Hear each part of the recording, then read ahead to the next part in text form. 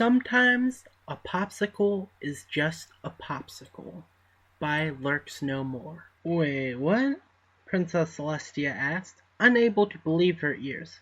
Run that by me one more time, Rose. Rose Quartz, her major domo, looked sheepish. Like I said, the Jen and Barry Ice Cream Company is requesting your royal approval for their new line of themed popsicles based on your student Twilight Sparkle and her friends to follow the success of their Wonderbolt series of ice cream. They sent samples too for you to try. Celestia's pink eyes narrowed and her wings flared slightly. Preposterous! This is the most blatant and impudent request I've heard since I had to veto the Warship Company of Dessert Makers' attempt to create a 3-story tall statue of Chancellor Puddinhead made entirely out of heart-warming pudding as the centerpiece of Canterlot's winter market. Yes, Your Highness, that was back in 871, if I recall correctly, the Pink Mare said carefully. That is why they wished to assure that it would all be done in good taste, if you pardon the pun. The way the sunlight seemed to dim outside the throne room window suggested that Celestia did not appreciate the joke, so she quickly forged ahead. This entire thing has been kept under the wraps, and the only ones at the company who know about it are Miss Jennifer and Miss Frosty Berry themselves, and their chief designer, Mr. Sherbert. If you do not approve, they will bury the project entirely and never bring it up again. At least they show some sense, Celestia said. You can tell them that their request is summarily rejected, and that we are considering a new purveyor of ice cream and frosted delights for the royal court. Yes, Your Highness, Rose said, making a note. Princess Luna will be disappointed, however. Celestia frowned. Do not tell me that my little sister is a fan of their concoctions, Rose. As a matter of fact, yes, Your Highness. After her return, she did live for 3 months on nothing but their products. Rose paused for a second. It is possible, I believe that she may have suggested this idea to Miss Barry. What? Celestia checked herself, noticing how her majordomo was trying unsuccessfully to hide behind her day planner. I'm sorry, Rose. I should not have yelled at you. None of this debacle is your fault, she said in a calm voice, one that didn't rattle the windows. Don't do anything about this until I've discussed this matter with my sister, will you? Yes, Your Highness, Rose said, bowing deeply. Is that all? I believe it is. No, wait. I guess I might as well try those damn samples of there. Have them sent to my room this evening, Rose, and make sure that my sister comes there as well, as soon as she gets up. Celestia stared with distaste at the magical icebox sitting on the table of her evening drawing room. It bore the familiar Jen and Barry logo, with several red, most secret for Princess Celestia only stamps, and bright blue check marks signifying that the royal guards had found it safe slapped all over it.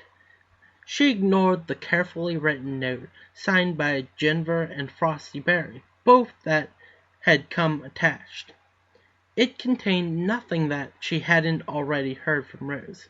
A faintest flicker of her horn snapped the lid open, showing her the 6 individual cardboard boxes, each stamped with the cutie mark of one of her most trusted subjects and assistants. Disgust and curiosity wearing inside her head, Celestia opened the first box and levitated a popsicle out. It was bright orange with a red stripe in its stick, and had an apple blazoned on it. She gave it a lick. It tasted exactly as she expected. Apples for Applejack. How predictable, Celestia sighed. Still, it was surprisingly good. There was enough tartness to counterbalance the sweetness, and a faint, spicy hint of cinnamon that grew stronger as she progressed closer to the stick. With some surprise, the princess realized that she'd devoured the entire popsicle. The next one was half light yellow, half pink, and bore a sign of a butterfly, Having no idea what Fluttershy-themed Popsicle would taste like, Celestia tried it with genuine interest. Dandelion wine and strawberries? Yes, that would suit her, she mused. It was a light, uncomplicated mix of flavors that brought images of childhood summers to the mind of any pony tasting it, but not simplistic. There was no question about who the next popsicle was supposed to represent.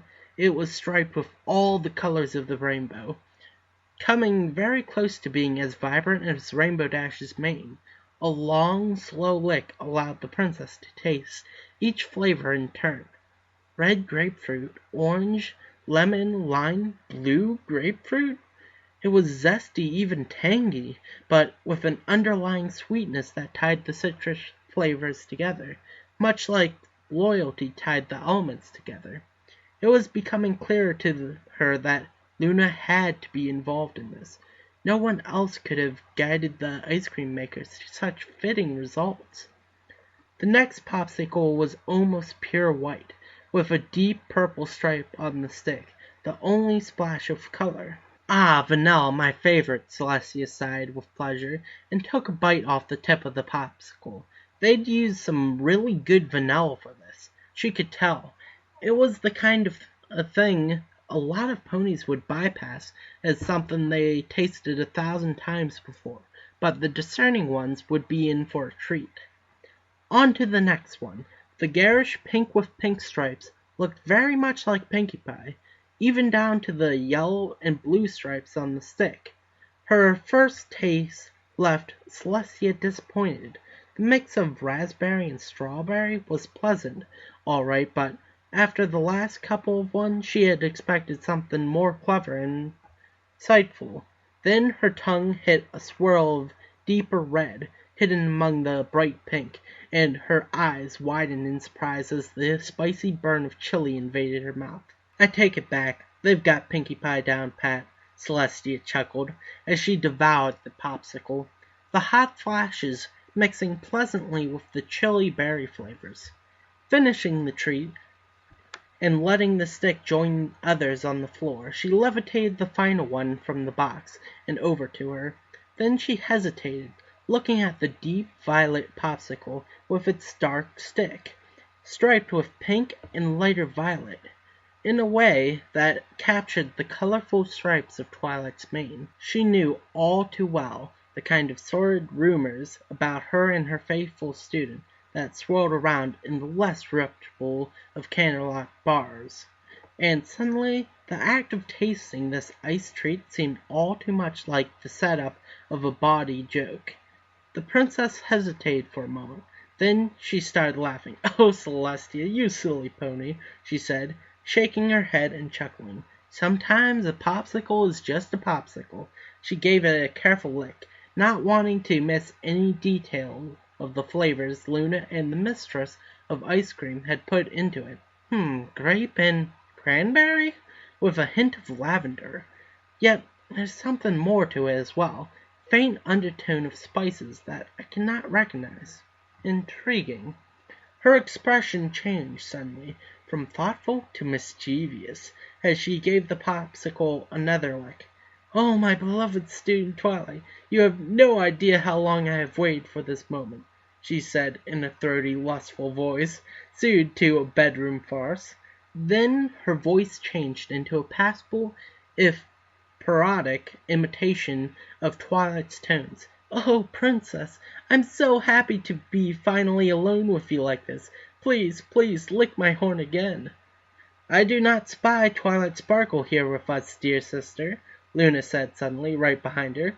Celestia let out a startled yelp, accidentally launching the half-eaten popsicle out of the open window at a speed that Rainbow Dash would have been hard-pressed to match.